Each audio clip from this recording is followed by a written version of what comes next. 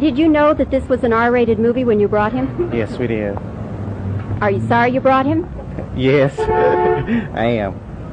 Are you glad you saw it? Yeah. Are you sorry, sir, that you brought your son along to see Alien? No, ma'am, I think he should have seen it. It's something that he needs to know, that things like that could happen in life. That could be a true story, based on, you know, science. We never know what's going on the outside of the world. Did the movie scare you at all? Yes, ma'am, it did.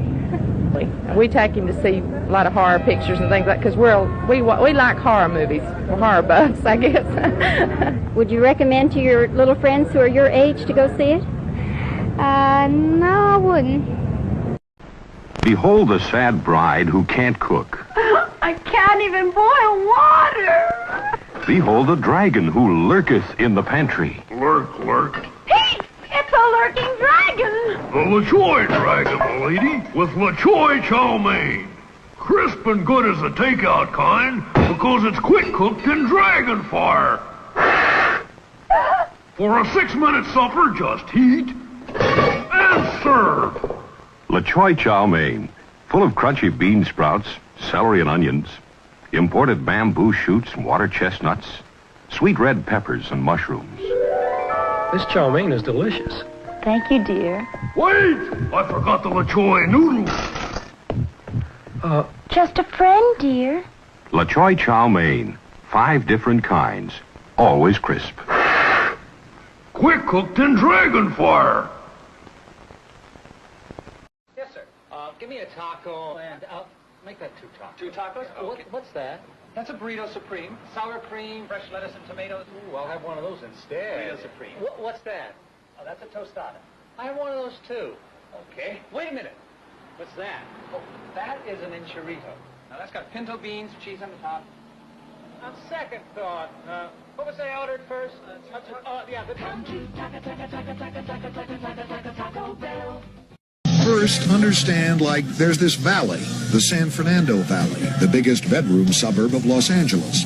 In the valley, of course, they're girls. And like all teenage girls, they talk.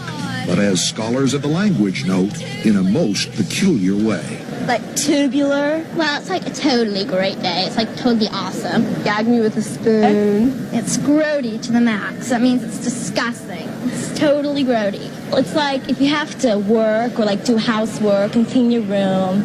It's like stuff like that. It's like gag me with a spoon. It's totally yuck. I'm getting my braces off me. But I have to wear a retainer. That's going to be really like a total bummer. I'm freaking out. The bemused parents of Valley girls spend fortunes on their teeth. Valley girls themselves spend fortunes on clothes and spend hours cultivating just the right tilt of the head, a demonstration. That's a Valley girl look? Yep. Yeah. And they usually go. And then what's the other? When they're mad. Ah, the famous Bonanza salad bar. Hey, this really inspires me. First, a bed of crisp, fresh lettuce, luscious, ripe tomato, a ring or 2 of raw onion, a soupçon of crouton. Now, which salad dressing? Italian. Ah, French. Bonanza doesn't charge you for salad with your meal. Oh, may I? Even the second time around. Because at Bonanza, we want you to come back. The sandwich is practically an American institution. It is a basic essential for lunch boxes, parties, and picnics. As far as these boys are concerned, well, hamburgers and hot dogs are their idea of a really good meal. But there are sandwiches and sandwiches. When Sally Gasco and her mother bring guests home for a late snack after a movie, they have something special in the way of a sandwich in mind. Sally calls it tuna rarebit. Let's watch how she makes it. This is a sandwich for forks, an open-face creation, in other words, with a cheese, milk, and tuna fish mixture on top. The basis will be rye bread, Mother's idea. She found that the spicy caraway flavor made a good contrast to the bland fish and cheese. Sally puts a cube, about a square inch, of butter into the top of a double boiler. A little butter finds its way into a great many dishes in this kitchen, not only for flavor, but as a blending agent.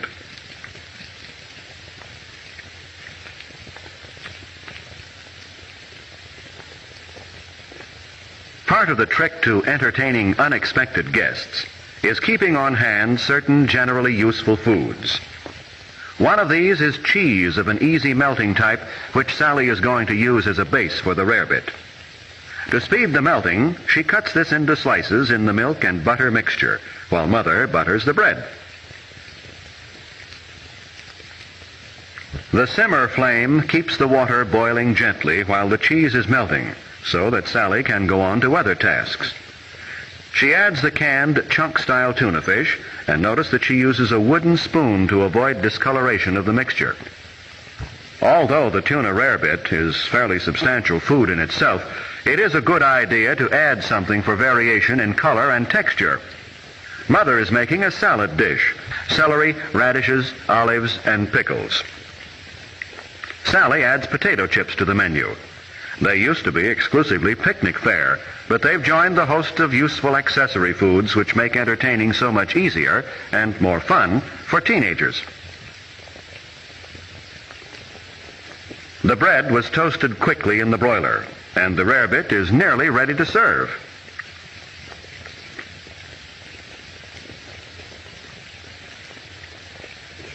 Let's see, what will be the beverage? Mother thinks she'll give the guests a choice of Coke or milk. When you can offer guests a choice easily, it's a gracious gesture. Now it's time to serve.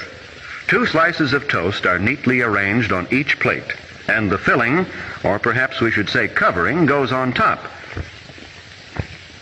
Sally knows you should serve cream dishes with extra caution, and effective carelessness here is no asset. Mother is a great believer in the aesthetic value of parsley, and of course it's good to eat, too. Now a touch of Tabasco for color and a taste surprise, and there's tuna rarebit a la Sally Gasco. As we said, there are sandwiches and sandwiches. A wise young homemaker using good techniques and equipment and a little imagination can turn a sandwich into festive